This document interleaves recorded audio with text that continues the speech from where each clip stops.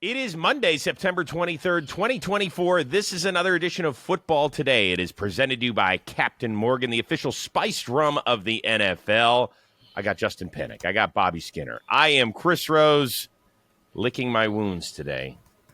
Do we have to talk Browns-Giants at some point in the show? We got to take advantage of a heavy Giants audience and talk about their first victory. That's the only reason we're going to talk about that. But every time I'm watching a Browns game, I will say this. I love your fans so much. The banging on the dog pound banging on the walls of the stadium. And the most heinous noise. It's like vuvuzelas without actually needing that. Just bang. It's just a beautiful like football fan thing. And that was loud quickly in that game.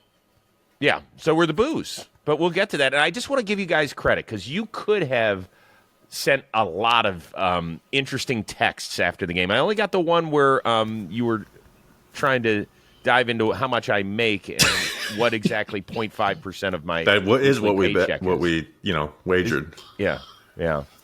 But since I wasn't here, it doesn't count last week. Right? Penik, you're an honest guy. I know Bobby's always trying to work the shady angle. We'll let the people decide. Yeah, let the people decide. Should Chris Rose I'm not give win us that one. 0.5% of his salary? Of his annual income. I'm not going to win that one. Of my annual income. My God. It's bad enough I got to give that to my financial advisor. Now I'm giving it to the Talking Giants. I'll be your financial advisor. Oh, God. Stop. That is enough. All right, boys. Congratulations. We'll get to that game a little bit later. However, it is time right now for our La Vida Más Fina Game of the Week, brought to you by Corona. We're going to start in Arlington, Texas. Ravens 28. Cowboys 25. Baltimore getting it done on the ground. Derrick Henry, 151 and 2 scores. Lamar carried it for 87 yards and a touchdown. They had a 28-6 lead late in this game. Dallas, a couple of scores, an onside kick. They made it very close. They had a chance, and then they ended up losing. But really, Baltimore had this one pretty much in hand from the get-go. So I guess, first of all, I wasn't shocked, Bobby, that the Ravens showed up to play. I mean, their season was on the line. They were in danger of going 0-3 for the first time since 2015. This was exactly the way I expected the Ravens to play. How about you? This was the toughest game I had predicting because Lamar's 22-1 versus the NFC. But this is what I thought the Ravens should have done versus the Chiefs, what I thought they should have done in week 2. Run the damn ball. Like, that's the strength of this team, and the weakness is their pass protection. They ran the ball for 274 yards, right, which is great for the Ravens. I think it's extremely alarming for the Cowboys that teams are just going to start doing this until they show they can stop it. But the Ravens, with essentially their season on the line, showed up and put the ball in Derrick Henry's hands and Lamar's hand. He was efficient when he threw the ball. But, they threw one pass over 15 yards and it was a touchdown. Like, this was – they were out physical the Dallas Cowboys. They were more of men than what the Dallas Cowboys were on Sunday. Yeah, I mean, Cowboys defense got their ass kicked. Their interior defensive line is not good. I mean, I keep saying that their linebackers are okay, but I mean, then seeing performances like this, I guess that talking point has to go away. Even though I like some of the guys that they have, I like Damone Clark, I like DeMarvion Overshown, I like Eric Kendricks, but with these performances, I guess you just need to stop saying that because they're not playing well. Now, I mean, the Ravens did kill them with the run, but the big plays in the first half is what I feel like really put the Ravens in a really positive situation where you had the Aguilar play, bad tackling. That was a huge explosive play. Charlie Kohler, 30-yard play, and then Derrick Henry had a big reception too. And by that point, it was 21-3, and the Ravens continued to run the ball. Here's what was really alarming for me. 45 rush attempts. How many tackles for loss for the Dallas Cowboys? Zero. One. There's supposed to be one by Micah Parsons. One. Oh. They had one. They might have one. But, Rose, that's where I want to see what you think. Like, are teams just going to simply just pound the rock on them? Yes. The Saints did it last week. They gave up 190 rushing yards. That seems like nothing compared to this past week. The Browns' rushing attack isn't very good, so they weren't able to take advantage of them. They had some offensive mishaps that really lost that game. Like, if I'm any team, I'm just saying, hey, let's just line up and run the ball. Like, let's double team the shit out of them. Let's take care. Let's push the first level back, and we will get consistent chunks. And if they keep playing it, we're going to be efficient in the passing game, which every team has basically been except the Browns. The Cowboys have given up 7 rushing touchdowns over the last 2 weeks. That is the most ever in a 2-game span for a very, very proud franchise. It has gotten so wayward over the last 2 games. My partner on Game Day Final on NFL Network, Maurice Jones-Drew, listed 10 NFC teams that are currently better than the Dallas Cowboys. I was like, really? And then he put the list up, and I was like, maybe I could say Arizona's not definitively, although they've played a couple of really good games and against some really good teams, right? The Buffalo Bills, they had them up there in Buffalo for a while, and then, they hung right with a real physical team in the Detroit Lions. So, I look at the Cowboys, and I wonder how many teams they are definitively better than in the NFC at this point. Philly, no. Right? Let's go. Right. The Saints, no. The Saints, boat raced them. So there's, you could do the what, maybe against a bunch of teams. But for a team that is usually worse at the end of the year, they're starting off the season really bad. It feels like the Cowboys have this once every 5 years where they just have a defense that kind of tanks their season.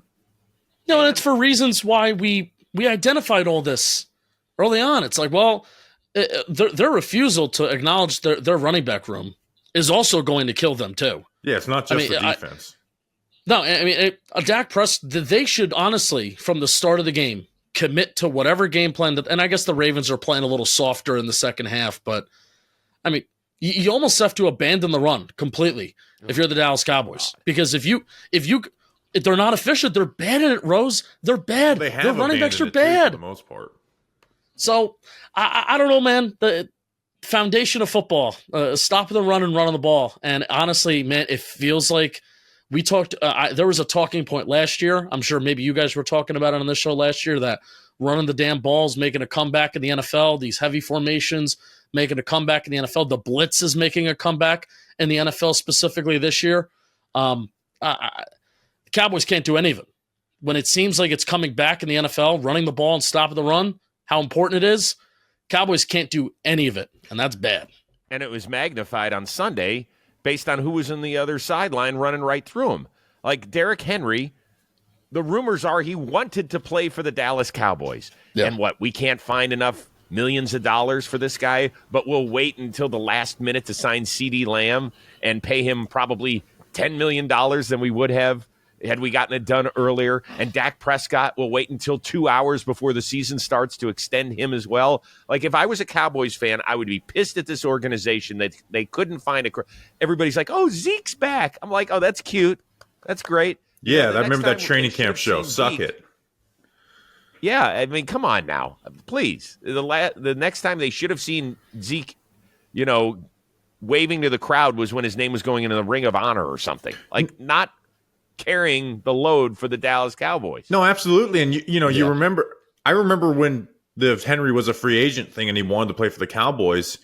And it's, sports shows will often be like, does this guy belong in the Cowboys? The same way baseball with the Yankees, just to get the interaction. Feels like every single player in the trade deadlines the Yankees are in on because it gets me to click on it because that's all I care about.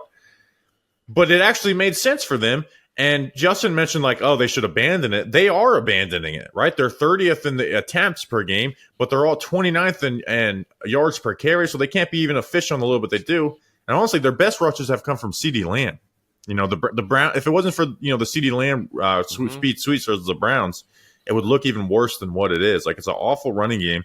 So it's just the Dak and CeeDee Lamb show, and teams have really bracketed down on CeeDee. He's had 5 catches, 4 catches, and then yesterday having the fumble and then a drop. Like, it was a bad game for him, but it's really all they have, so they can't afford any mishaps from Dak and CeeDee. Their longest run Sunday was 6 yards. 6 yards. Not going to get it done. Very quickly, I do want to touch for 90 seconds on Baltimore's side of it. Yeah, they won the game. About them. And that's good, particularly because they've got Buffalo and then Cincinnati in their next 2. Lamar, I don't know if you saw his post-game interview. I think it was on the field where he was frustrated. He was frustrated because he felt like the team took their foot off the accelerator, like that they had Dallas dead and they did not do enough to put them away.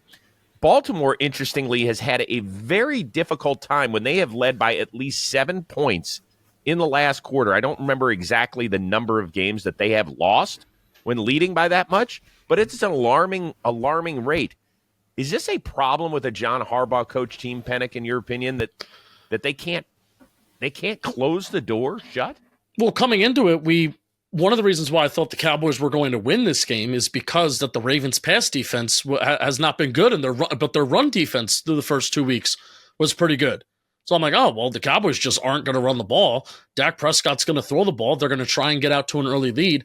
And the Ravens aren't a team that's built from coming from behind. Now, they're supposed to be a team that's built from having a lead, and they ran the ball. They ran it very well. But that's why I pointed out, it's like, yeah, you're going to look at this game, and you're going to look at Derrick Henry, 25 carries, 151 yards, 2 touchdowns, and he had 12 missed tackles, according to Next Gen. That's going to be the headlines that are coming out of this game. And look at how the Ravens ran the ball.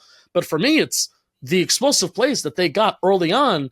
They didn't get that later on. And the same overall efficiency of, maybe that's where you let your foot off the gas of, you're not getting a Charlie Kohler 30-yard play, you're not getting a Nelson Aguilar 50-yard play or a big Zay Flowers play. That's where, if you're Lamar Jackson and you say you let your foot off the gas, that's where the argument does come in. But, it's so hard. It's so hard in this league, unless you're playing a bad team, which the Cowboys are not a bad football team, to just close out games and to just control a game from start to finish. So I know the Ravens have had that trouble, but this is a win for them. When you're 0-2 and the Ravens have lost games like they've lost them against the Raiders, they lost it late. Against the Chiefs, they lost it late when they were kind of coming back. You take this win, you move forward, and you try and play better football. Don't apologize or get too frustrated with any of that, in my opinion. All right. Well, both of these teams will have primetime lights shine on them this Thursday. We'll be breaking down your Giants playing host to the Dallas Cowboys. That's going to be a real fun one. Sunday Night Football, you've got the Ravens taking on the Buffalo Bills. We cannot wait for that. Game of the week brought to you by Corona.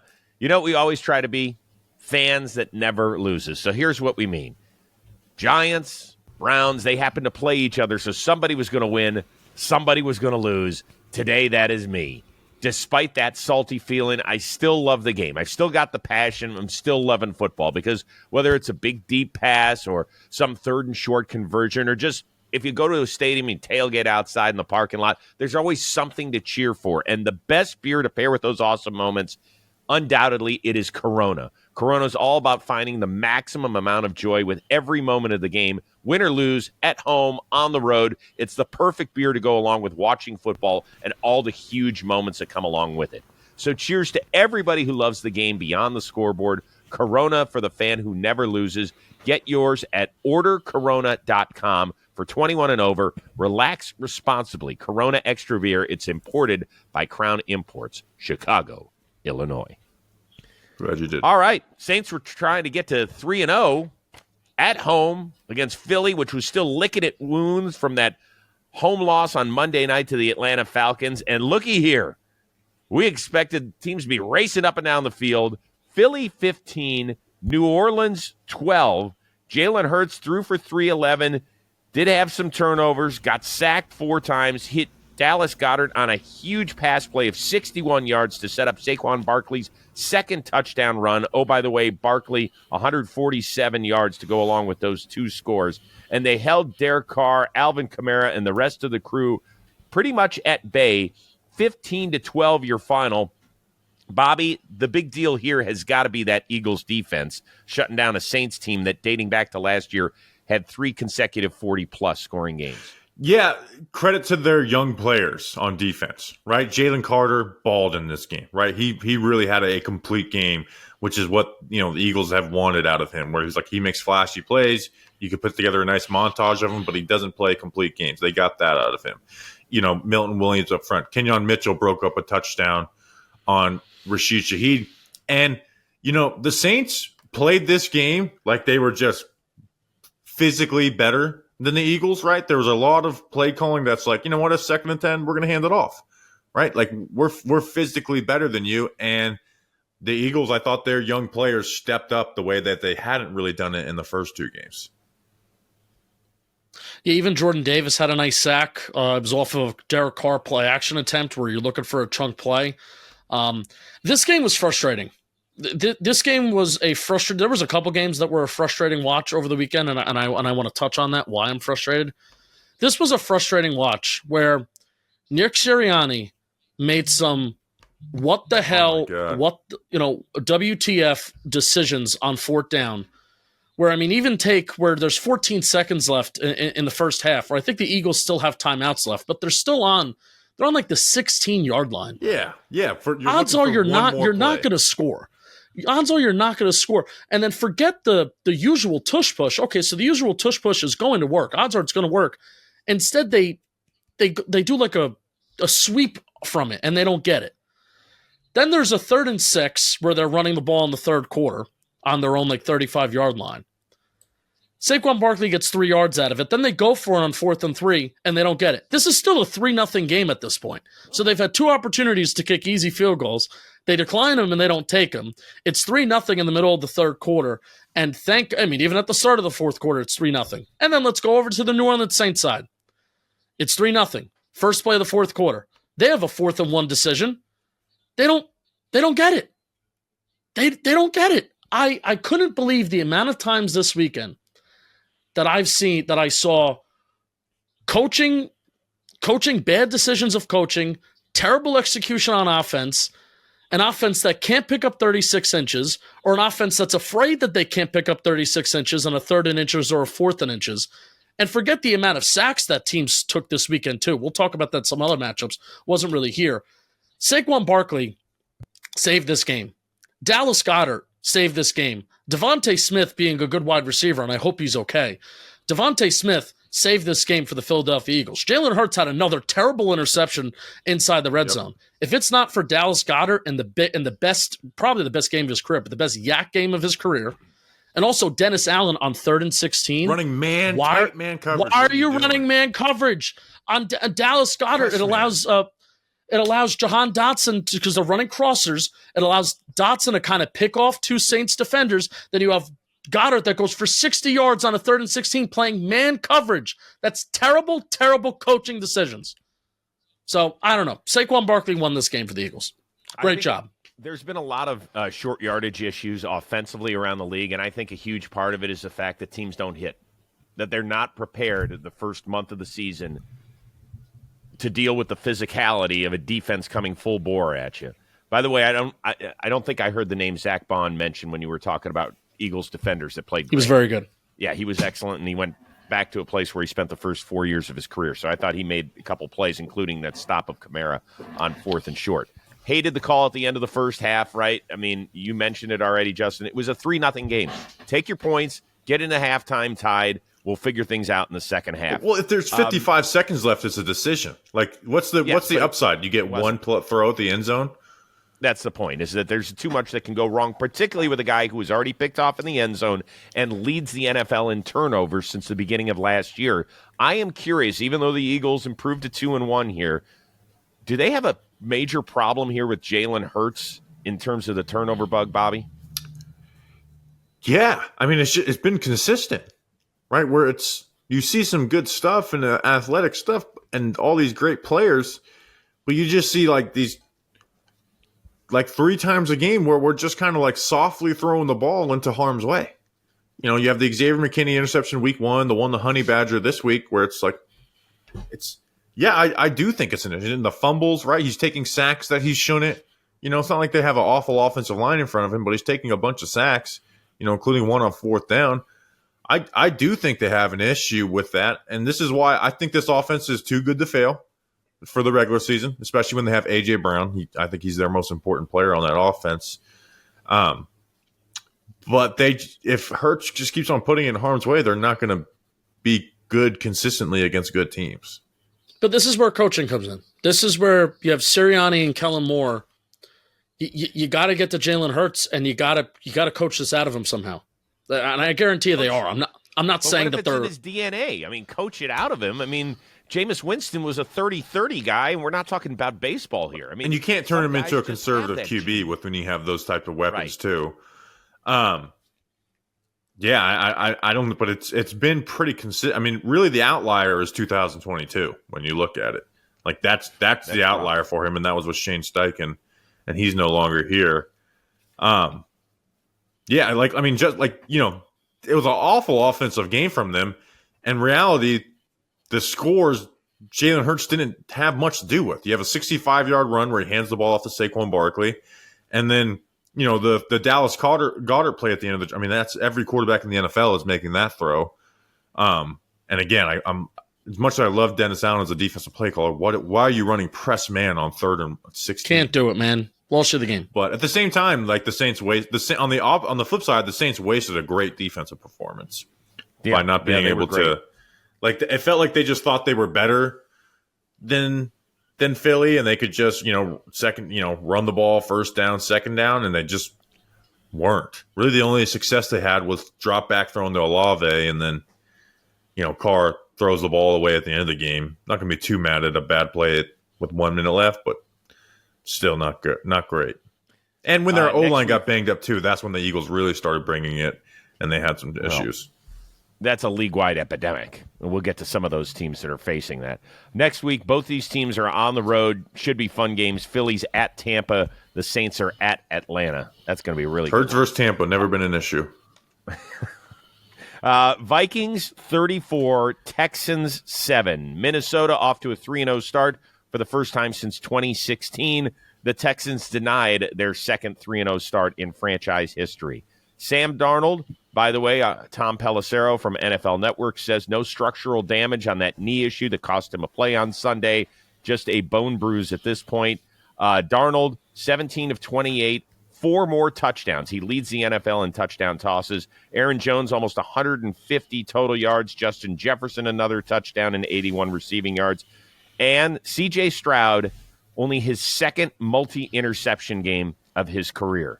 The question I've got for you, Justin Penik, do you believe in the Vikings 3-0 start and Sam Darnold? Can he be the new Geno Smith? Yes. Yes. Bobby, you look pained.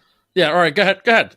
Yeah, Bobby. I think Geno Smith actually, we're looking at what Shane Waldron's doing with the Bears right now. Geno Smith, I think, actually plays big boy football. I think this Vikings is arguably the best offensive and defensively coached teams in the NFL right now. What they're doing defensively is nuts, right? You think about how they had Giants fans calling for Drew Lock after week 1. Week 2, Brock Purdy did make some plays, but they, forced him to take a lot of sacks. And then you take C.J. Stroud, who's like one of the quarterbacks who's most prepared to deal with all the post-snap bullshit that Brian Flores throws, and he wasn't ready for that. And then I don't want to trash on Darnold because Darnold's doing some good stuff, right? He's doing stuff that O'Connell hasn't had, where he's scrambling, right? He's making plays with his legs. He's he had a dime to Naylor for a touchdown. Even though it was a little quick throw, the touchdown to Johnny Munt was just fired in. So Darnold can make those plays, but you still see the WTF Darnold plays pretty consistently. This was the only game he didn't have an interception, but throwing double coverage up the sideline, third down with guys draped around his feet, throws the ball up in the air. There was a ball he threw behind him that was a fumble that ended up turning into an 18-yard gain. So it's why we said J.J. McCarthy, even though we didn't love him, is a good fit in Minnesota, because Minnesota is so set up offensively. They have an awesome offensive line with their tackles. Aaron Jones is one of the more underrated additions of the offseason. Justin Jefferson at wide receiver, and then Kevin O'Connell's the offensive coordinator. It's a quarterback's dream in Minnesota. Can't you let Sam Darnold enjoy him? Hey, enjoy it. And again, I'm not saying every quarterback can do this, right? Nick Mullins and other guys, weren't able to do it. But I don't look at Sam Darnold the way I looked at Geno Smith's resurgence. Doing it against the teams of which he's doing it, especially the last 2 weeks, and third down and in the red zone, he's been awesome. 5 plays of 20-plus yards, 5 completions of over 10 air yards, where that's been tough to come by. It's been tough to come by this year, and I know you have Justin Jefferson, but this is awesome. This is awesome, and I want to give the credit to Sam Darnold when he really does, because I think he does deserve it. I think he's been surgical. I think he's been decisive with the football, and just seeing other quarterbacks play football around the NFL right now, Sam Darnold has been top 3 quarterback across the NFL so far this year. I'm happy for him, and he's got my coaching man crush. I'm a huge O'Connell. But that's a big part of it. It is. But like, let me ask you that. Put Geno Smith on any other team. Do you think we still look at him the same way? I don't think we put Darnold on other teams and we look at him the same way. But isn't that the whole point here? Is that you've got to find somebody who can bring out the best traits that you have and minimize the worst here. And that's now. Does that mean that? Oh yeah, good for him. He's doing things that he's a lot better option than a lot of quarterbacks. But I don't feel like we've oh man, see. But it was just time that was needed with Sam Darnold. I think it's just a great situation for a QB, and he's doing the most with it that he can. Okay, but do you know that he's younger than Joe Burrow? I hate that. Quarterback age doesn't matter. Experience is what matters. I know, but I think the point is that some guys, when they get into the NFL, shit is flying at them. It is insane how fast the move is, how big the leap is from college football to the NFL. And when there's that much shit thrown on you, and you have to turn around a franchise like the New York Jets, that can make your head spin. I thought he was ready for it. He wasn't. And now he's on his 4th team since 2018. Good. I'm willing to give him a little bit more time here. Joe Burrow was super mature from day one. And everything that he needed to be able to turn over a crappy franchise like the Cincinnati Bengals, he was ready for it.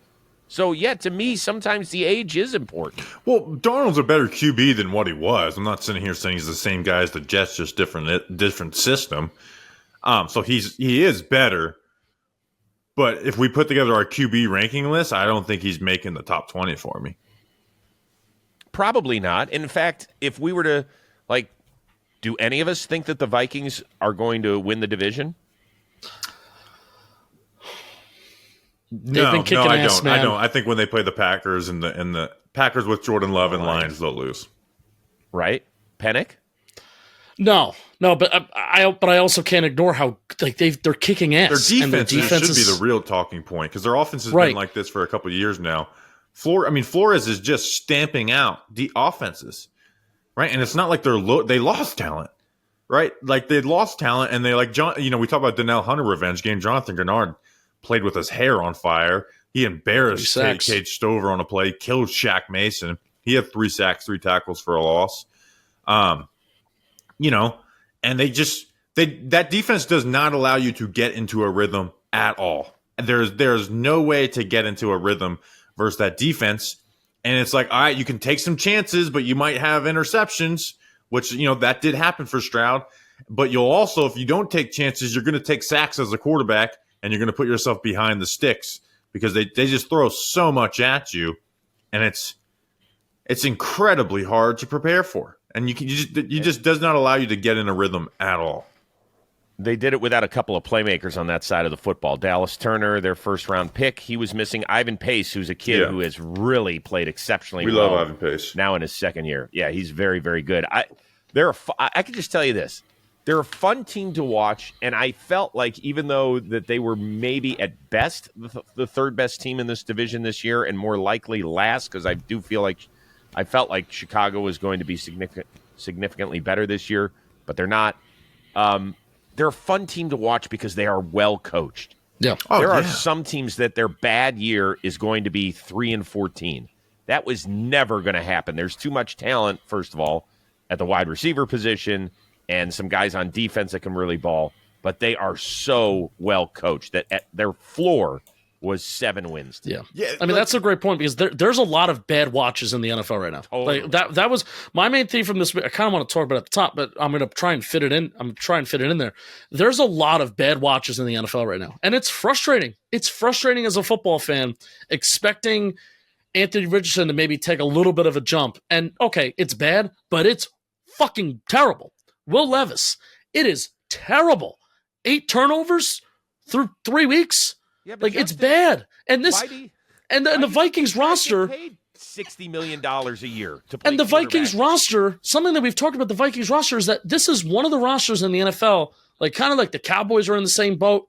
This is one of the rosters in the NFL that you look at, it's like, well, this roster didn't particularly get better, but it also did it get worse? It kind of just didn't even improve from the offseason, yet here they are, the team in the NFL that's kicking the most ass right now, the Minnesota Vikings. Here they are, because they have good coaching, like you said, Chris. Yeah. Well, they're being coached up on the reason that quarterbacks get paid $60 million, the good ones. Yeah. Right? Because there aren't 32 of them walking this planet, guys. I mean, so you're always going to get stuck. That happened in the 80s. That happened in the 70s.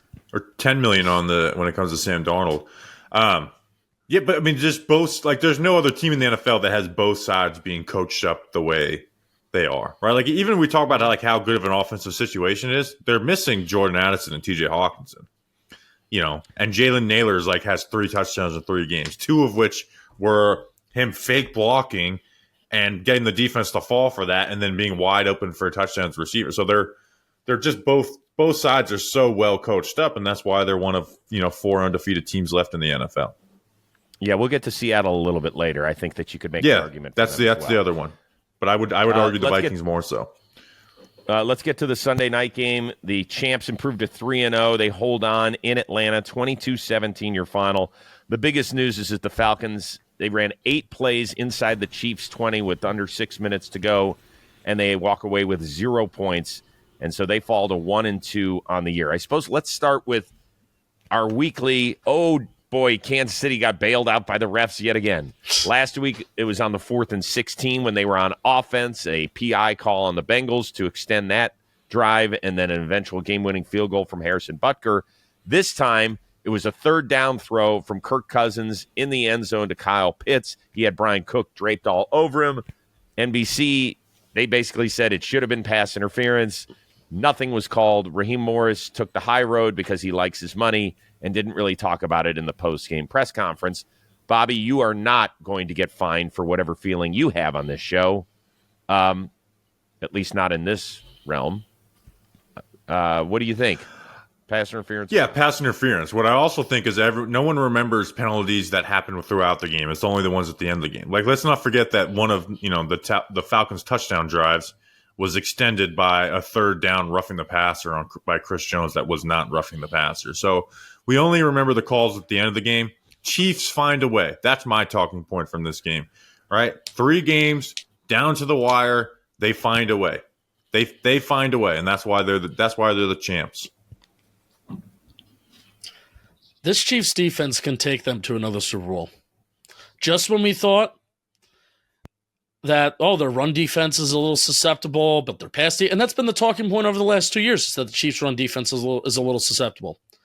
Not against the Atlanta Falcons, and even when their offensive line was healthy, I know the Falcons had some offensive line injuries throughout that game, but even when their line was healthy, Bijan wasn't really going anywhere. Kirk Cousins had a good game, but this is throwing under 10 air yards. He was perfect, 16 for 16 when he threw under 10 air yards, but struggled on anything over 10 air yards. He was 4 for 11 with 101 yards, a touchdown, interception, and almost a -10 CPOE if you like those advanced stats. So he was bad throwing over 10 air yards, including a bad.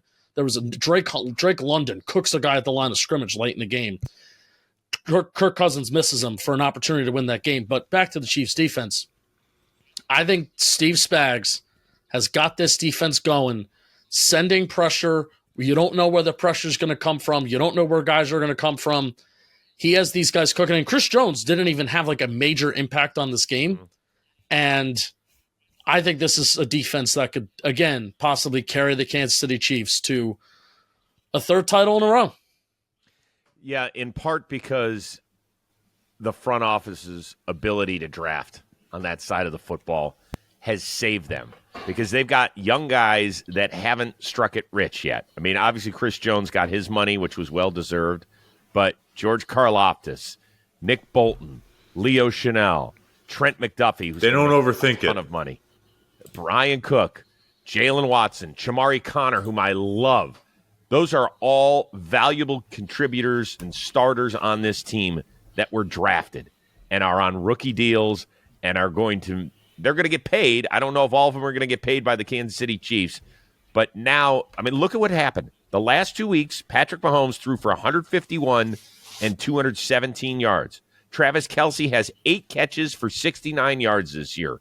If I had said that had been happening over a 3-game span, you would have been like, Well, the Chiefs are at best 2-1, maybe 1-2. But here they are sitting at 3-0. God, it's frustrating for everybody else in the NFL. Well, if you play, that's where Mahomes is great. Where you play him that way. You stop the big plays. You shut down Travis Kelce, which usually is a game plan thing. I think when it comes to the Falcons, Jesse Bates is just better than Travis Kelce. You know, the Falcons have maybe the best safety duo in the NFL with him and Simmons. But now Rashee Rice is leading the NFL in receiving, I think. You know, he has another 100-yard receiving game, 12 catches, for a touchdown on 14 targets. So, like, they just take what they give you, and they've mastered that. And then defensively, like you mentioned their drafting, they just don't overthink it, right? You mentioned all those names, and those are guys who were fucking really good in college, but people are like, well, his AA is not great. His athletic ability is not great. Okay, well, he gets after the pass. He gets after the quarterback in George Karlaftis. Oh, he's not great in coverage, Leo Chanel. Okay, well, he can pop a fucking offensive lineman. You could put him in the A gap. Like, they don't overthink that shit. And those guys are contributing to wins. They're a well-drafted team. And, again, Travis Kelce, like, even if he's struggling, we know he's going to has a different level that can be turned on the playoffs because we saw it happen just a year ago. And they also have an interior offensive line that's awesome too. Joe Thuney, Creed Humphrey, and Trey Smith. I mean, their rushing efficiency on early downs was better than Patrick Mahomes throwing the ball. And this is all without Isaiah Pacheco too. So Joe Thuney, Creed Humphrey, Trey Smith. I thought Chris Collinsworth in the broadcast did a good job of breaking it down. Everything was just up the middle, and it's efficient, and it's what they do. The Chiefs' offense has somehow become boring. Patrick Mahomes just throws it behind the line of scrimmage, close to the line of scrimmage, gets the ball out of his hands quick. They run the ball a lot. It's somehow become boring, and it's a shame because a couple years ago, we're like, oh, my God, this Chief offense is so electric. God, it's like, get them off national television, please. It's kind of boring, but it's what they're doing. It's working, and you know that there is another element to it, though. Like, if teams start to play them one way, if teams start to stack the box, if maybe they get a little greedy, even like Rashee Rice can take the top off. Xavier Worthy can take even Justin Watson has deep catches on his resume. They're going to take the top off if defenses start to play him different. It's coming, but teams are probably going to stay a little bit more disciplined and let the Chiefs try and run this way. Carson Steele ends up toting most of the mail, undrafted free agent. And then they reported, obviously, during the game that he was missing his sister's wedding.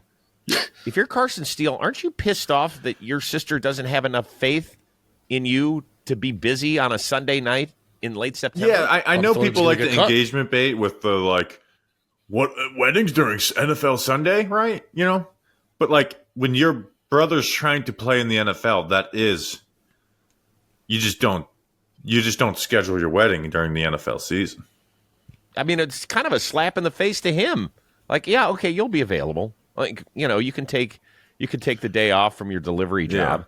That really sucks. Like, that sucks that he had to miss his sister. Like, that would kill me inside.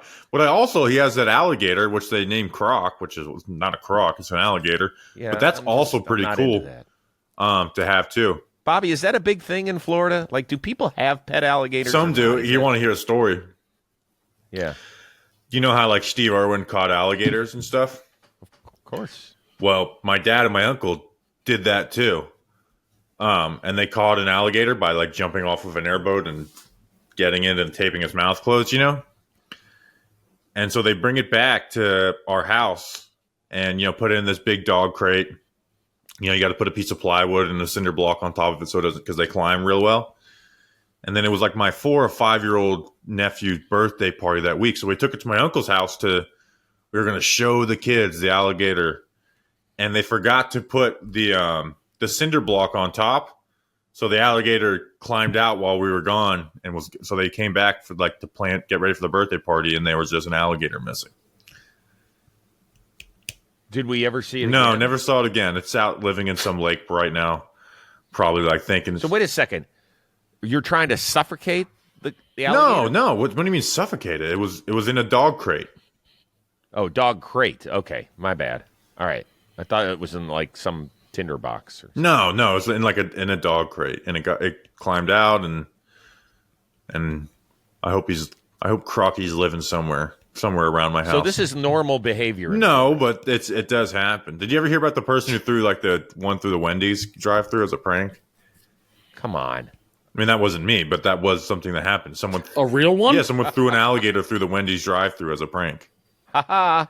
Here, have this with a Frosty. Got cute. arrested. By the way, I think the Falcons are going to be all right. I really do. Like that defense. No? I just don't know if they have enough. Like I kind of love their defense, except for the fact that they can't rush the passer at all. Right? Judon's all they have. They pressured Mahomes 18% of the time. But like I love there's so many things I love about it, but it's missing that juice, which is the pass rush. And then on offense, they wait too long to get Drake London involved. Yeah, and it's like I think he had 4 of his 6 catches in the fourth quarter. I know Kirk had some deep passes, but it's like, can he really push it down the field? That offensive line has underperformed a little bit. It's killing me that Chris. I know we're talking knee deep offensive line stuff. It's killing me that Chris Lindstrom is having a bad year. I can't believe it. He looked bad. There was a couple plays. There was a couple plays where he got beat again, and I'm interested to see. But before week 3, he had the worst pass blocking efficiency in the NFL.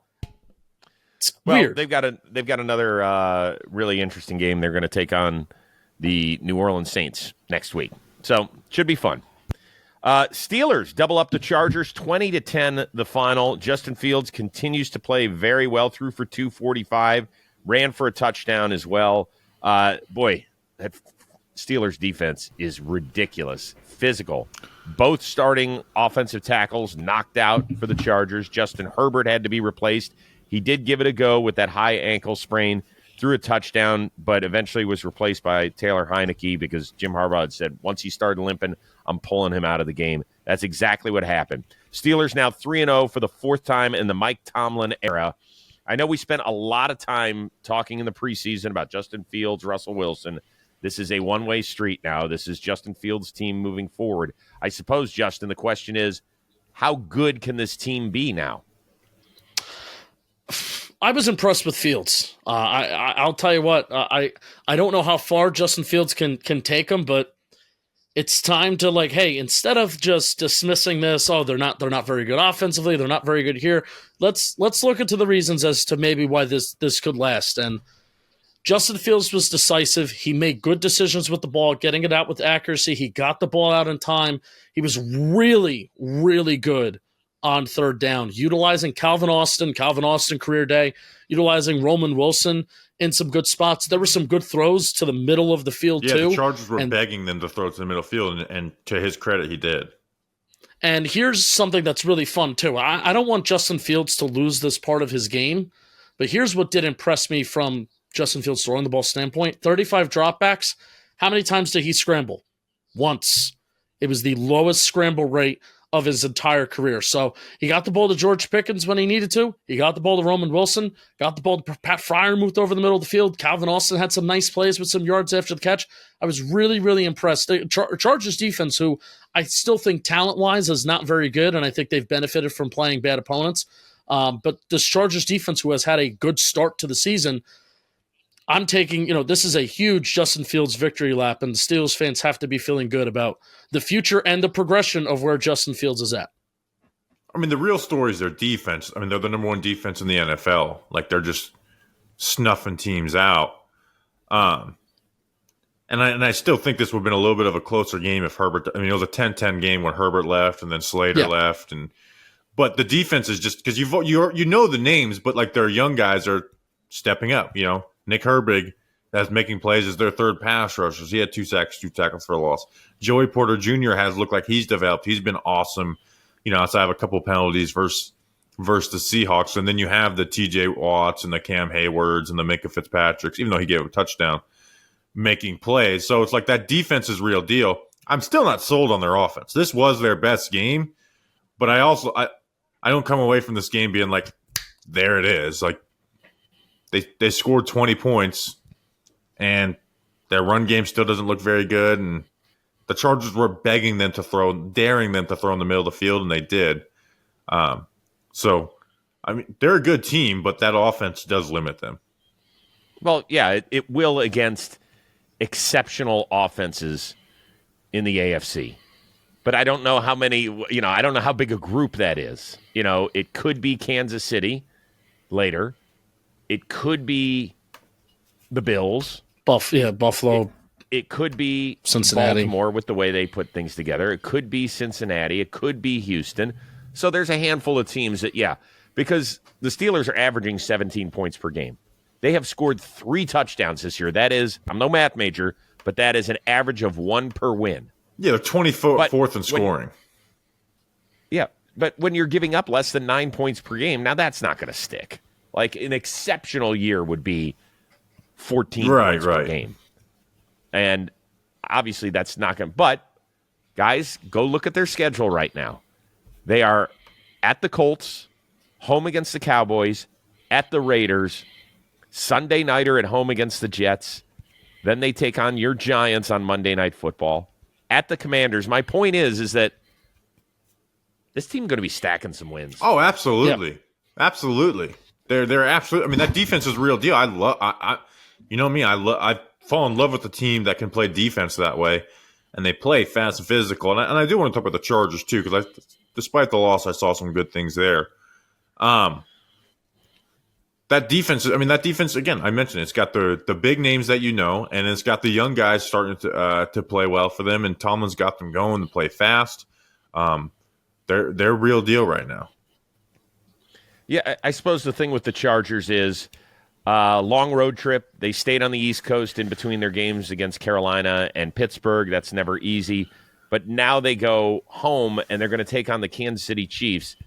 And Justin Herbert, he may not play. It's too early in the week to see that. The good news is the X-rays were negative.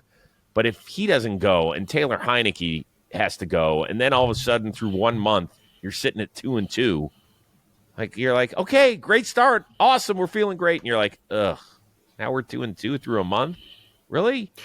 Yeah, part of why I love the Chargers is they kind of have a really freaking good quarterback, but if he's not there, that does change a lot of my trajectory for them. Now, even then, I still think they beat the Broncos the following week, and then they've got some matchups where they can win. So I do think this team ends up over 500 unless Herbert's out for the season. But they need Herbert to be able to compete against a team like Kansas City or even Pittsburgh. And again, it was 10-10 when Herbert left the game, and then after that, Steelers kind of just started blitzing the shit out of them and sold out first. Because Herbert was actually playing pretty well. And then the Steelers just started like, you know what, we're going to blitz the piss out of them. And it worked. Can I tell you this? Every time I look up, and I've told you this before, but we watch all the games simultaneously at NFL Network. So we're keeping an eye. It looks like every time I check in on the Steelers game, TJ Watt is making some sort of play. Oh, and I check his stat sheet, and he only had 1 sack. I was like, it looked like he had 5. I mean, is he just all over the place every single play, or is it just because he looks like such a spaz out there? And I mean that in a positive sense. Oh, no, he's just really freaking good. Like you mentioned, he had the 1 sack. But, he was winning pretty consistently. And, again, that's a good tackle, dude. I know they got to end up getting banged up, and that's when they really started taking advantage of the Chargers' offense is when their tackles got banged up. But, he timed up a snap and killed Joe Alt on a play. So, I think he got over 100 sacks in his career. He at 99.5 right now. I think that's where he is. I don't think it's 100. So, he's a Hall of Fame player who's, it feels like he's been around forever, but he's a Hall of Fame player for them. And he is the leader of that bunch. We got a lot more games to go, but first, Justin Penik with this word. Oh, I want to talk to you about something, and I'm going to talk to you about the DraftKings Sportsbook. A chill is in the air. Close your eyes and imagine this. The leaves are falling to the ground. Chill in the air, and there's football on every single weekend. That's what fall is all about. You can make each weekend even more exciting by getting into the action with our partners over at DraftKings, the number one place to bet on touchdowns, TDs, tutties, whatever you want to call it. Right now, all new customers who bet just $5, you're going to instantly get $200 in bonus bets. Whoa, when you use code JM Football. That's $200 in bonus bets instantly. Stay in on the action and use your $200 in bonus bets to bet anytime touchdowns on the DraftKings Sportsbook. DraftKings is the place to bet touchdowns. So download the DraftKings Sportsbook app right now. New customers use promo code JAMFOOTBALL, all one word, bet just $5 on any wager. Get $200 in bonus bets instantly. Promo code JAMFOOTBALL only at the DraftKings Sportsbook, you'll be glad you did. Continue on with the Lions taking care of the Cardinals. 20-13 is your final. Kind of a fun game. A little bit of it more grindy than anything else, I suppose, instead of these enormous plays. But they did give us the most fun touchdown, I thought, of the entire day, and that was the old hook and ladder play. Jahmyr Gibbs on the business end from Amon-Ra St. Brown. Happened on the field where I saw Boise State pull it off in the 2009 Fiesta, 2007 maybe. Zabransky to Ian Johnson. Then he proposed. That away. That's an iconic childhood game for me. Yeah, that really, you had to drop that one on me. They put him on the NCAA. He was on the cover of like one of the last NCAA football games. Yeah. Well, Chris Myers was doing the sidelines for Fox, and I think he was like, he was talking to Ian Johnson. I believe you want to propose now. Like, dude, just let him tell the story here. You know, let him take over from here if he's going to do the honors here. I think they're still married, by the way. That'd be a nice little story. I'd hope so. Oh, that's cute. These divorce rates, but I hope so. Okay, so Detroit, this is one of those where a road win's a road win. And I think that Arizona, we all like them. Like, we feel like they're a much better watch. We feel like they're much more improved. Their defense actually didn't let the Lions run away with this one. Bobby, your biggest takeaway is what from it? That the Lions did what we asked to do and ran the damn ball and then threw the ball to Amon-Ra St. Brown when they needed to. You know, and there are 3 touchdown drives, which were all in the first half. They had 20 run plays for basically 7 yards a pop. Only 9 pass plays on those, but guess what? 9 for 9, 77 yards, 1 touchdown. Amon-Ra had 3 catches on one drive and a touchdown. And doesn't get credited for the hook and ladder, so kind of 4 catches. This is what the Lions need to do. Run the ball, throw the ball to Amon-Ra, drop a couple plays for Jameson, but don't make him like the feature piece of your offense. They also did a great job stopping the run too for the Cardinals, and that was the Cardinals' MO of like why was Kyler Murray doing the things that he was doing on later downs? Is because they're setting themselves up on third down early downs by running the ball, and they did a really good job. And Kyler was looking to push the ball down the field, couldn't do it, just flat out couldn't do it. I want to use laterals more. I've been a big proponent of this the last couple of years, where I think if teams start to practice laterals more, there could be a lateral movement in the NFL, and you could add wrinkles to it. I thought the dynamic kickoff was going to have like some laterals where you can run like counters or whatever with it. So I am of the opinion and the belief that laterals should be used more in the NFL, because how are you going to stop that play? You can't. There's no defense to that play. So are you saying that is your political platform for 2024 and beyond? We need more laterals? Yes, but practice them. Don't just run them on a whim. Be like, oh, we did this on a walkthrough drill on Friday. Like, no, practice them. Like, and don't run it. You don't need to run it 5 times every week, but if you're in a pinch and your red zone offense is kind of dwindling and you're not doing too well, and if you practice a lateral play, run it. The issue is you have to drop a play where you know you're going to have enough space to do it. Yeah, there you go. Kids, here's your homework. On YouTube, find the 1981 playoff game between the Chargers and the Dolphins. Miami was down big. Don Strock was the quarterback. This is pre-Dan Marino.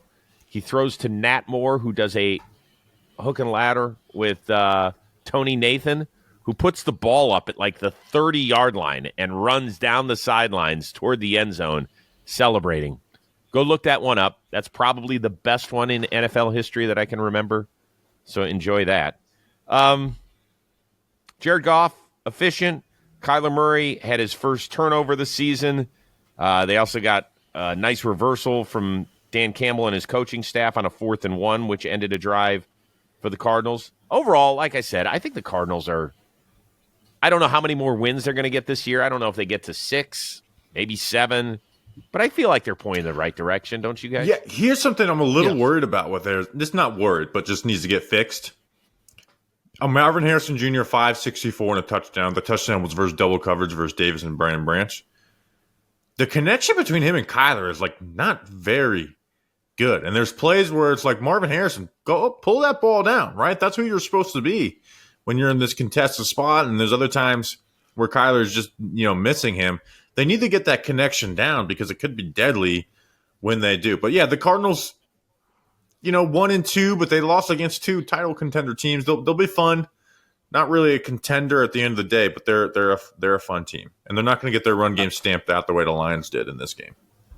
And next week we've got a really good Monday nighter involving the Lions. They play. By the way, it's that double dip Monday night for the second straight week. Seattle coming to Motown. I think that could be really, really fun. Packers 30, Titans 14. Jordan Love teased us. We thought maybe he was going to start. Went out on the field. He warmed up. Wasn't go for the second straight game. So Malik Willis got his second straight start. Threw for a career high 202. Ran for a career high and team best 73 yards and a touchdown. Packers defense was awesome, forcing turnovers. Jair Alexander gets a pick 6. They also sacked Will Levis 8 times. Let's start with the good news here. And I guess I'll start with this. I love the Malik Willis story. I thought, first of all, earlier in the week when the media was, I don't know if they were trying to bait him, but they did ask a fair question about, hey, less than a month removed from being traded, you now have your shot at the Titans, the team that 2 years after drafting you said you weren't good enough to stick around here as a backup. And he said, hold on. I got paid every day that I worked there. Miss Amy gave me a chance, gave me my dream to live out in the NFL. I have nothing. I'm not going to say anything bad about the organization. I was like, oh, that's very sweet. And then he went out and he played like it was a revenge game. Whether he felt that way or not, he certainly played that way. And I don't know if I have ever seen a player look like such dog shit in one uniform and less than a month later look like a credible backup quarterback in this league. Like, I don't know what Matt LaFleur and his coaching staff did, but Penik, I was like, what have you done? Because this is not the Malik Willis I saw in Tennessee the first 2 years. What Matt LaFleur and the Packers are doing with Malik Willis should put a lot of these NFL teams that are coming out, and I'm serious. I'm putting this on the Bears coaching staff, Shane Waldron, Matt Eberflus, with how Caleb Williams has looked, how Anthony Richardson has looked. You could say that it's on the player, right? And we can have that debate if you want. We will. But there are NFL teams right now that just look like they're not prepared to play football. We're talking about the offensive line issues across the NFL. How many teams? The Packers were one of them. They had 8 sacks on the weekend. There were some other teams with 7 sacks. The Giants had 7 sacks. There were some other, I think the Broncos had 7 or 6 sacks.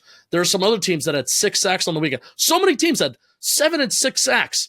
And those games, like I read a stat off for Talking Giants where the Giants had 7 sacks, and they had 17 QB hits. Those games of this is the first time this has happened since 1999. And what? This is happening every week.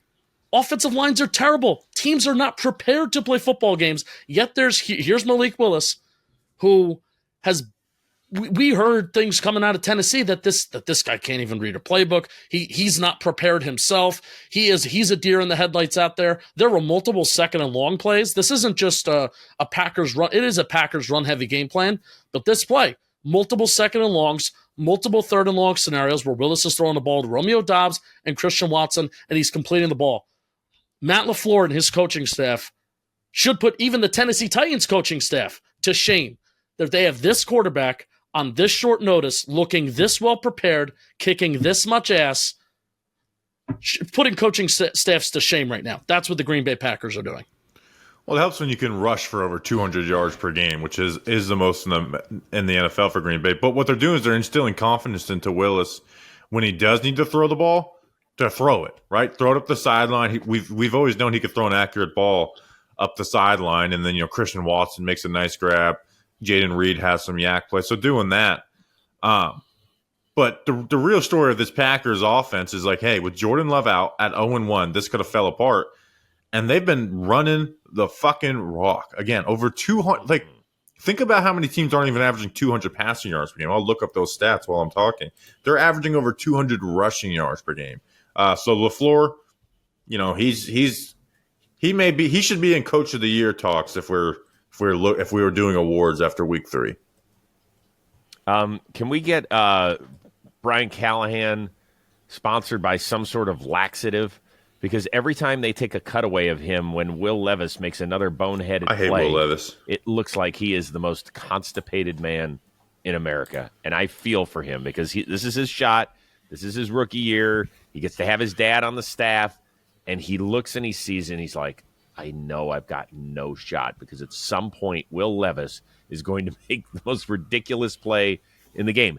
I'll give credit to Will Levis this time. At least he threw it overhand. So if you're going to give up a pick six, look like a quarterback while you're He drives me nuts, Rose. Like Levis drives me nuts because I watched a good amount of Levis film in the offseason, and because there's some things I like and the things I like about the Titans, by the way, are still there. Think about look at this play action. Will Levis was 9 of 10, 118 yards and a touchdown. Right, but you can't run play action every single play unless you're the New Orleans Saints or Arthur Smith. He makes the dumbest plays. Like it's consistent. The pick six to Jair Alexander is awful, right? A 4th and 2 and you run into two guys. A fumble from a sack on his front side, not a backside in your backswing. Nope. The interception to McKinney, I mean, you're just lobbing it up in double coverage. Like you can't blame coaching for that. Like the coaching is actually putting him in good situations where they'll play action, drop back, rip a ball over the middle. Like he's got ability. But you can't have just 5 awfully stupid plays every single game. Like it's literally losing them games. I guess I want to clarify my whole point on. I'm not. This is mainly. It's more of a macro talking point rather than micro. Like looking at this specific game plan. I am frustrated I wish Will Levis was more prepared heading into this season. Whether that's on him or whether that's on, I don't know. These quarterbacks don't look like they should be on the football field right now. Meanwhile, Malik Willis, who is just brandy new to the Green Bay Packers system, I understand they're running the ball and Malik Willis is barely throwing the football, but still looking prepared to play in a football game. Whereas Anthony Richardson, Caleb Williams, Will Levis, a lot of these young quarterbacks that we were really excited to watch this year, they just don't even look prepared. And it's frustrating as a football fan, not just a Titans fan or a Bears fan or a Colts fan. It's frustrating as a football fan who wanted to see all three of these guys succeed as these young quarterbacks to watch, and literally all of them stink right now. So I'll clarify my talking point there. Yeah, but while I understand what you're saying, I think it goes to show you how tough it is. And we should be more appreciative when we see a C.J. Stroud season like we saw in 2023. Instead of, the failure rate is so high. Whether you're a first rounder or a second rounder or the number one overall pick of the draft, it is just so high. It's why, look at what's happened the last couple of years. 66 quarterbacks start, 68 quarterbacks. Now, and a lot of that is obviously injuries, but also there's some guys that just can't get it done at all. And so that's why they're always searching for the next guy.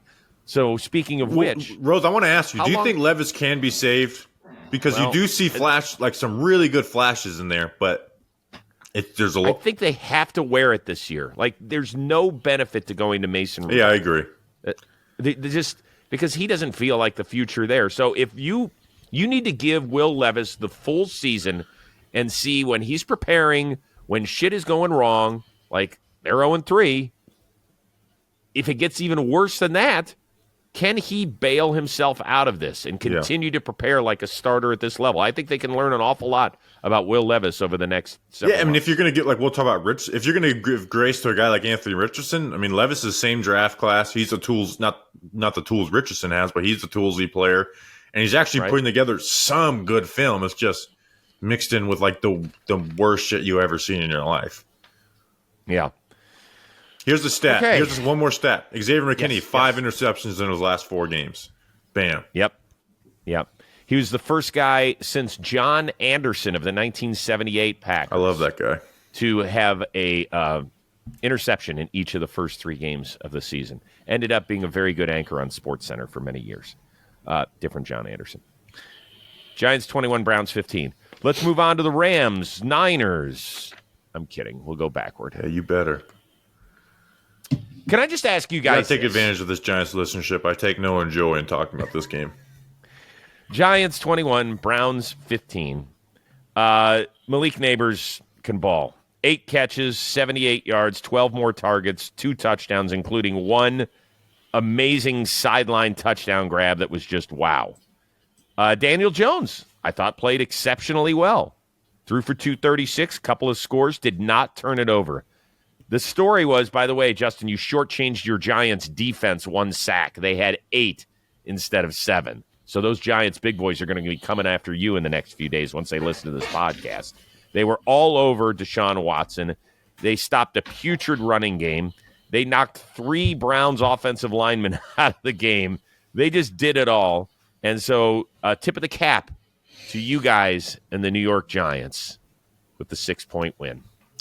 Yeah, it was good for the Giants were on the brink of everything falling apart, being 0-3 and then playing the Cowboys on Thursday Night Football. So I don't think you should be taking any victory laps. But where you do take the victory laps is like, okay, you've seen 3 games of Malik Neighbors, just enjoy it because you're going to get to enjoy it for a long time because he's just, right. He's real deal. Like I won't share all the stats, but he's doing like historic things this early in his career, and he's like one of the youngest players when we talk about age in a 2, and that matters for the wide receiver spot. On the flip side of it, and Daniel Jones, I thought he played fine, but he also got bailed out by 2 awful plays. But hey, I'm never going to apologize for that. We've been on the flip side of those before. The flip side of this is like Deshaun Watson doesn't even give you a glimmer of hope. He doesn't even give you like a glimmer of like, maybe. Like there's just nothing there. Like he's inaccurate. He makes awful. He had a clip talking about like this is what the Giants usually do, and he was right about the blitzing, but he was wrong about the coverages. Like it's just totally done there. Like are they going to go to Jameis? Well, this is a big thing. First of all, the offensive line was horrific. It was. Yesterday. They just didn't. They could not stop the Giants at all. If guards playing tackles, and hey, we've been there, by the way. So join us, brother. I know. Mid-game, they had their starting center playing left guard, their possible future Hall of Fame left guard playing left tackle. It was rough to watch. With all that being said, the Browns still had a couple of shots there at the end. So let's get to the bigger question about Deshaun Watson. Does the organization have the fortitude to just say we were wrong? To just say we just screwed this thing up and Jameis, bail us out if you can, and if not, we're going to have to go a total different direction. You are talking about a seismic shift in an organization if you make that decision. Don't you guys feel that way? Feel that. Yeah, you have all of his contract essentially yet to be, and you'd be benching him before that, and it's fully guaranteed. If there's no there's an out after this. And the answer in Jameis would be better, but he's also not a savior either. Right. The issue is though that defense can't bail them out this year. Last year. Say it again. Joe Flacco threw a ton of interceptions last year too. Right, and Flacco was better than Deshaun. So I do believe that Jameis will be better. It's just that defense is not going to have the same year that it had last year. It's just it's so hard to repeat what they did last year, and they're not going to be able to bail them out the same way. Also, Chris, I'm frustrated for the Browns from this standpoint, and let me know as a Browns fan, and if I don't have the pulse of the Browns fan base, then let me know. A couple years ago, Kevin Stefanski coming up, put him in the same conversation as the Baltimore Ravens and the San Francisco 49ers. And what do those teams do? We're going to run the damn ball. And we're going to run the damn ball. And you want to know what? There are going to be times where we run the damn ball more efficiently than we throw the ball. And that's okay that we run it a lot because it's going to work. That is what's we kind of came up with Kevin Stefanski and that kick-ass offensive line, and that's what they're going to do. Now, I understand they don't have Nick Chubb, and Nick Chubb's not back yet. But with adding Deshaun Watson, there has been such an emphasis, in spite of his terrible play, in spite of his terrible play, we're going to totally abandon what has made Kevin Stefanski emerge, what he's emerged as a head coach doing with running the ball. We're going to totally get rid of that. We're going to throw the ball more than we're going to run the ball. We're going to throw it in spite of it not working. We're going to utilize 11 personnel and take our big packages off the field because that's what Deshaun Watson's comfortable with. And they've made all of these decisions, and it just hasn't worked while going away from the central identity of what gave Kevin Stefanski his kind of coach identity to begin with. And that is extremely frustrating to me as a Browns bystander. Is that accurate for you who are a Browns fan or other Browns fans? Is that a similar feeling or sentiment, or is it just whatever? No, I think it's fair. I think a lot of people are wondering, well, did Deshaun Watson go up to the front office and say, I need a different offense? Because they scrapped everybody. They kept their receivers coach, and that was it. But they got rid of Alex Van Pelt, and they got rid of Stump Mitchell, and they got rid of, Bill Callahan. There was nothing they could do. He wanted to go coach with his son. Yeah. You're not going to stand in the way of that. And that's a huge void that they're missing. Huge. So, yes, that's all accurate. Even if you look at week 2, their win in Jacksonville, Deontay Foreman ran exceptionally well. Deontay Foreman had 2 carries for 5 yards on Sunday. And the Giants, I just looked at their numbers. You guys know better than me. They were susceptible to the run game. Yeah, they're awful. Yeah. The first 2 weeks. So it's miserable. I don't know if it's going to get better. Myles Garrett is dealing with these massive foot issues. I don't know. It could be a miserable 6-11 type season for this team, but we'll see. I would like to give you guys a lot of credit, though. I could see you guys winning Thursday night, and we're going to have a lot of time to break down that game, obviously, in our next show. I'm serious, though.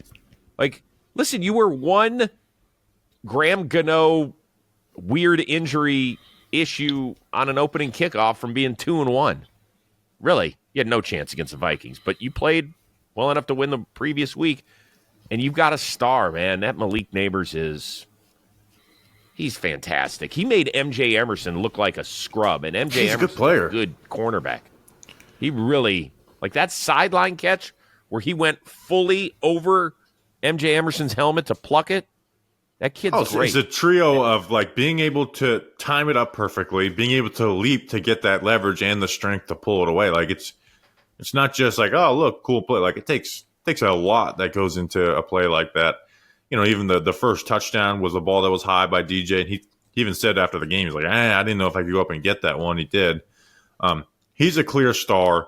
The hope for Thursday, which I'll get into in a matchup, is the Cowboys' run defense is so bad we could just freaking run the ball on them. Yeah. But I also here's with the Daniel Jones thing, because it's Daniel Jones, no turnovers. He got saved by a roughing the passer call and a Malik Neighbors pass breakup from it being a disaster game. So I don't. Yeah. Well, actually, there is some people that will go on Daniel Jones victory laps, but I think majority don't feel great. What we feel great about is that the whole Drew Lock thing is not real. We don't have to think about that because he's clearly better than Drew Lock. No, but listen, Daniel Jones, from an outsider here, is a guy that is going to make a handful of boneheaded decisions. Even Will Levis would be like, what are you doing, dude? But at the same time, okay, so he got a call. It was a roughing the passer. You live with that and you move on. Patrick Mahomes has thrown 17 interceptions that have been nullified because of penalty. You live with that stuff. Good. Go for it. And sometimes your receivers do have to go up and help you out. Oh, yeah. I don't knock the ball out of a defender's hands. You don't expect your quarterback to play flawless football. The defenses are great, too. We have seen that. So if I were a Giants fan, let me tell you something. As a Browns fan, I would have loved to have had Deshaun Watson have the type of game that Daniel Jones had. Yeah. Hell yeah, Justin. We got better than the worst QB in the NFL. But with all that being said, we are not switching paychecks. Oh, no. Yeah, that is kind of comparable. Me and Justin make a boat ton of money, but you make way more than us, and it's all guaranteed. That's not true. I don't think so. Well, overall in life, but I'm much older. So how much do you make, and how much is 0.5% of that? Offline discussion, boys. Can we move on, or do you have anything else to stomp on my throat about? Because this is you. Go ahead, take your lap. It's well earned. See, I actually didn't even put any notes because my brain is notes when it comes to the Giants. So yeah, that's okay. Yeah, here's one thing: DeJuan Jones not as good as originally talked about. He did have a knee injury. I'm not making an excuse for him. He had to come out a bit, but he also just looks so. Yeah, this is the same thing that you thought at Ohio. It's this is really cool, but his feet are awful. And then I watched him, and it's his feet are pretty awful still. Yeah, well, but that's why he was a 4th round pick. Yeah, he's a good 4th round pick. Congratulations, guys. I'll see you in 4 years. Maybe Let's 2 hope we're years still all if we doing finish this together. same place in the division next year. Oh, right. Good point. Good point. Be honest, I'm rooting for that compared to the rest of that division. Most fun game of the day was out at SoFi Stadium. Rams, they didn't lead until essentially the last play of the game. 2 seconds to go. 27-24 is your final. They get a 37-yard field goal from their sixth-round kicker to come back and beat the Niners. They trailed by 14 points a couple of times in this game. It was really Kyron Williams. He was awesome. Caught 1 touchdown, ran for 2 more. The Rams got a huge punt return from a kid who had never touched a football in an NFL game before receiving the punt with like a minute to go. He returned it to midfield to set up the game-winning field goal. Juwan Jennings had a Jerry Rice, Terrell Owens type game of 11 catches, 175, and 3 scores. Brock Purdy played exceptionally well, threw for almost 300, but the Niners are going to leave their SoFi Stadium kicking themselves as the Rams probably saved their season midway through thanks to a fake punt that kind of got them going. Yeah. And I don't know if this says more about the Rams who were able to get this done without their 2 leading receivers or that the Niners are – I know that they were missing CMC and Debo and George Kittle, but didn't you expect them, Penik, to, especially being up 14 a couple times, to run away with this?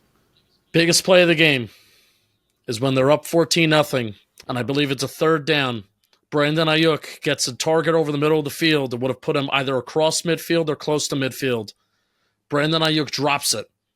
Rams get the ball back. I believe that's when they put their first score up on the board, and the game goes forward, and they don't look back from there.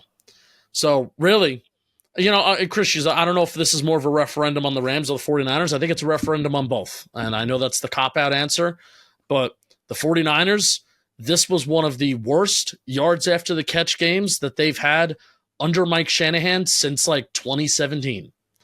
Brandon Ayuk, he's had a little bit of the case of the dropsies. Not very great after getting that big contract, right? So Brock Purdy's been great, but the yak hasn't been there. Obviously, when your yak players are missing, that is a huge part of it. But, Kittle's been there. Debo's been there to start the season. So that stuff isn't great. And shame on us for – I think Shanahan's pretty much owned McVay as the years have gone on, but still, I am going to say shame on us for just writing off despite all the things going wrong for the Rams, despite their offensive line being one of the worst in the National Football League, despite their 2 top receivers being out, despite all this, and that, just wrote off Sean McVay and those play calls that he had inside the red zone to, we're going to use 11 personnel and we're going to put wide receivers on the field and we're going to put them in bunches inside the 3-yard line and we're going to score a touchdown with the wide receiver being a lead blocker. We're going to utilize our wide receivers in motion to catch the attention of 49ers players in the secondary, and then we're just going to run the ball right under their nose. It's Sean McVay, man, and Matt Stafford having balls of steel, throwing a deep ball to Tutu Atwell at the end of the game and holding onto the ball for 3 seconds with a pressure rate of 50% and getting hit all the time. So good win, man, in all 3 phases. I'm glad you highlighted the special teams aspect of it too. So awesome for the Rams. Make your field goals, 49ers. Yeah, the Kyle Shanahan stat that was alarming that he added to on the wrong side of the ledger. He's now 46-2 when his team leads by at least 14 points at any part of the game. Both losses are to Sean McVay and the Los Angeles Rams. That was a blast of a game. Colts 21, Bears 16. Jonathan Taylor, great. 23 carries, 110, couple of touchdowns. The quarterbacks are the big stories here. Caleb Williams had to throw it 52 times. Did have a couple of touchdowns. Was picked off twice, though. Anthony Richardson, he still is completing 50% of his passes basically every game. Yeah, on the year, he's 1 under, I think. But 10 of 20, 167, a couple of picks, including a horrific one in a scoreless game in the end zone. Just...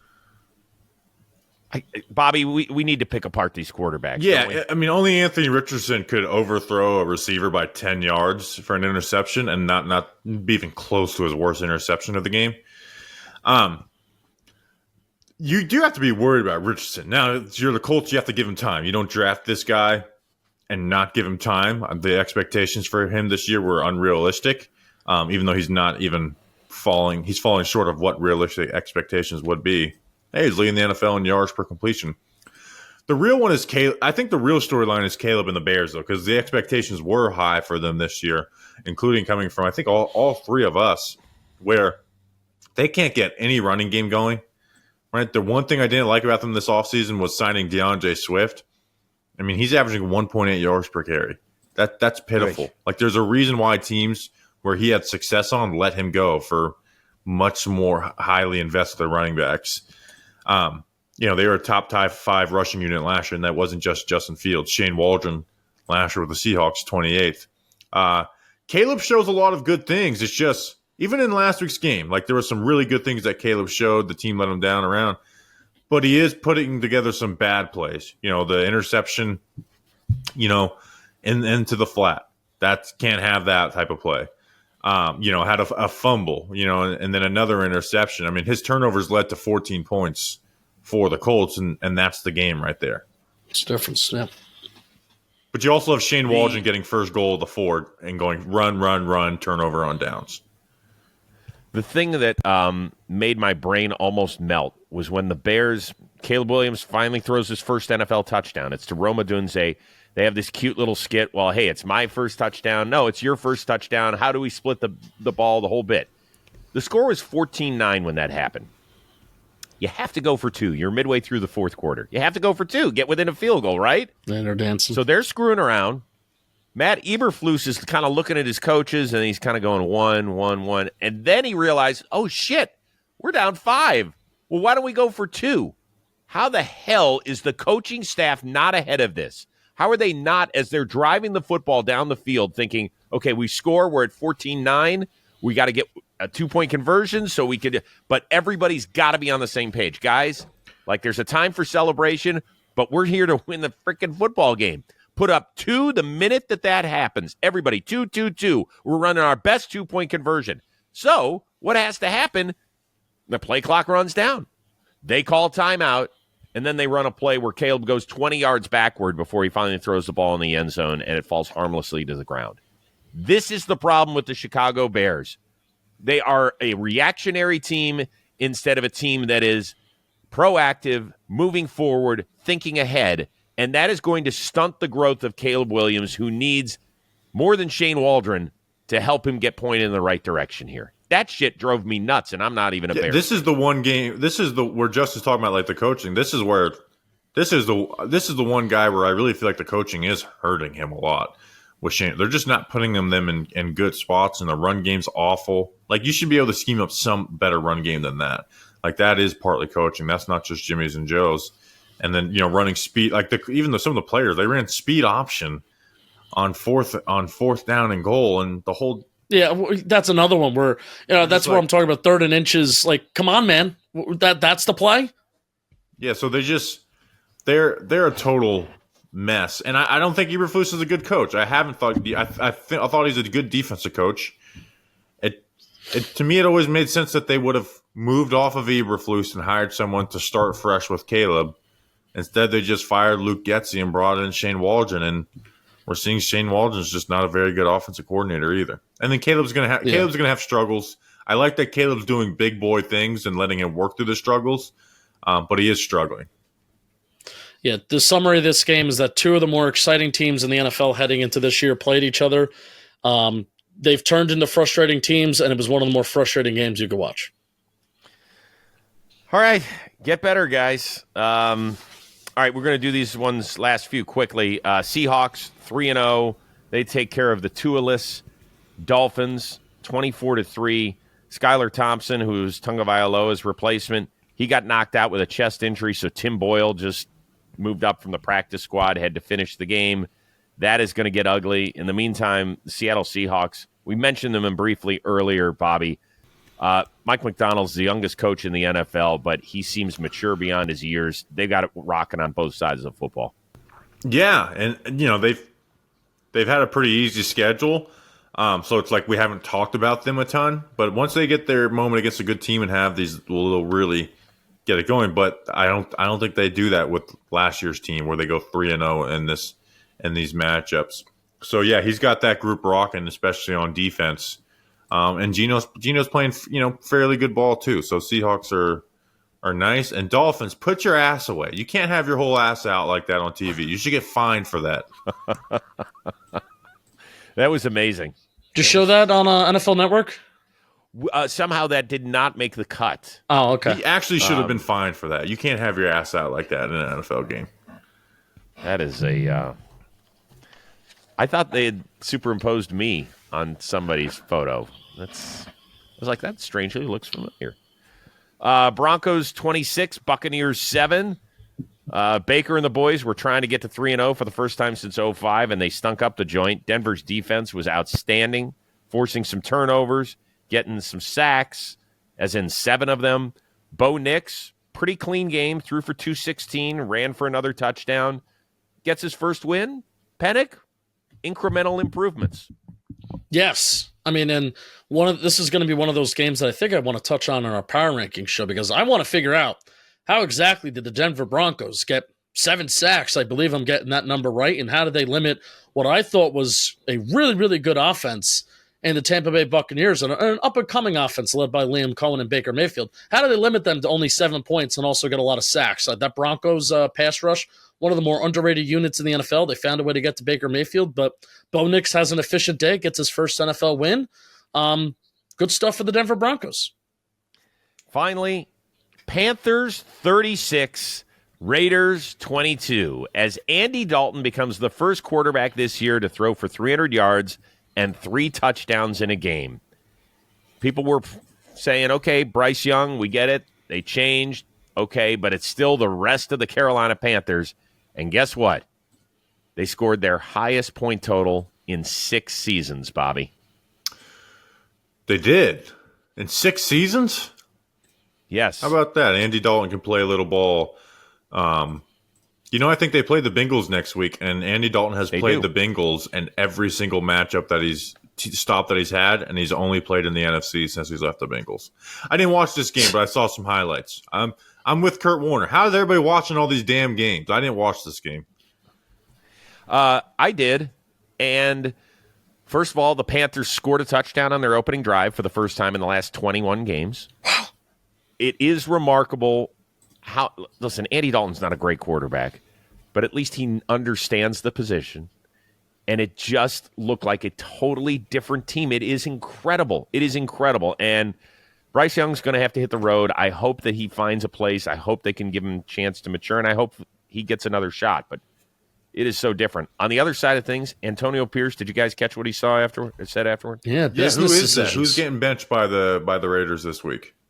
We'll find out Ain't next no week star against the players, I know Cleveland that. Browns. Well, that's true. So it was interesting what he said. We'll see if the lip service lives up to reality or not. Good for the Panthers to get their win, though. Who would have thought the Raiders would suck and not replicate what they did last year? Everyone but Raiders fans. Stop it. That's so not nice of you. All right, boys, we're back at it again on Friday. We appreciate everybody hanging out with us. For Justin Penik, for Bobby Skinner, I am Chris Rose. We will see you later this week on Football Today, presented to you by Captain Morgan, the official spiced rum of the NFL.